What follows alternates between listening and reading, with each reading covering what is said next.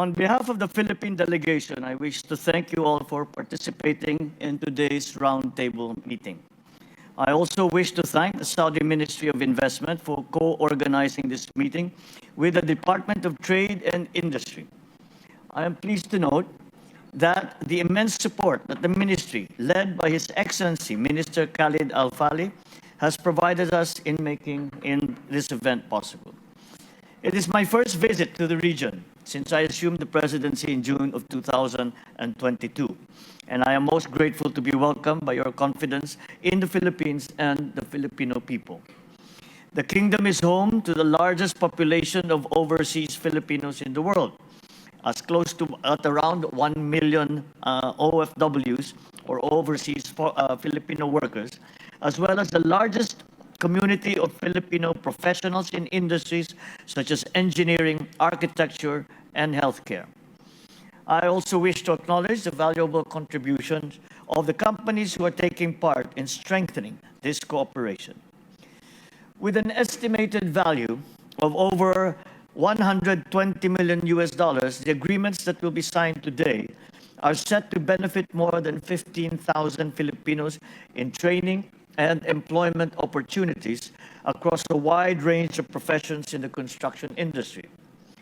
To our current and future business partners, I hope that this meeting has served as an excellent platform for building greater and closer partnerships between the Philippines and the Kingdom of Saudi Arabia. This meeting happens at such an opportune time as the Philippine economy continues its high growth trajectory. Our economy has sustained its growth momentum with gross domestic product at 7.6% in the last year, the fastest rate of growth recorded by the Philippines since 1976.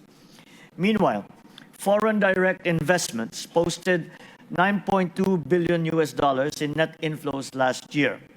Our financial and banking sectors are healthy and robust. Our credit rating continues to receive stable and positive investment grades.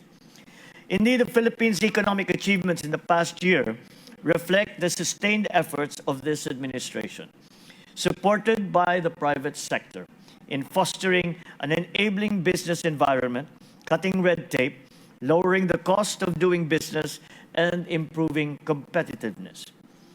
I assure you that the Philippine government is steadfast in its commitment to continuously support current and prospective Saudi investors. The Philippines has initiated important legislative amendments to existing laws to further open the economy to foreign investments. These include the Foreign Investments Act, the Retail Trade Liberalization Act, the Public Services Act, the Renewable Energy Act, all of which aim to attract more foreign investments in important sectors such as telecommunications, port operations, transportation, and clean energy. Moreover, foreign investors are able to enjoy fiscal incentives made available through the Corporate Recovery and Tax Incentives for Enterprises Act. I urge you to further engage with my economic team to learn more about such benefits. We also stand ready to welcome you to our tropical countries so you may personally see what a globally competitive Philippines can offer. At the forefront of these opportunities is the recently launched Maharlika Investment Fund, the Philippines' first ever sovereign investment fund designed to drive long-term economic development through increased investments in high-impact sectors. We look forward to benefiting not just from Saudi investments, but also from the Kingdom's extensive experience in managing such funds. So as we take part in the ASEAN GCC Summit currently being hosted by the Kingdom, we continue to reaffirm our readiness for deeper economic partnerships, not just within the Southeast Asian region, but as well as with our extended neighbors here in the Gulf. We hope that the Philippines will be your chosen gateway to the ASEAN and Regional Comprehensive Economic Partnership, or RCEP economies, which was earlier spoken about.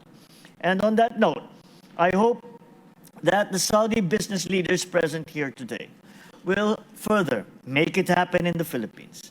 I look forward to seeing that this meeting we will further engage our two countries and will develop and explore opportunities that as yet we have not discussed between our two countries.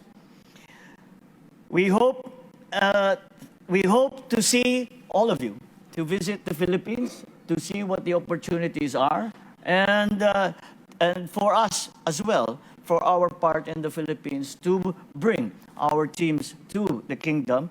And further, we already have a very strong and a very long-standing people-to-people relationship, which can serve as a very good foundation for any future endeavors between our two countries. However, we should not limit ourselves alone to the labor market. We should also explore the new businesses that have come up since the end of the pandemic economy.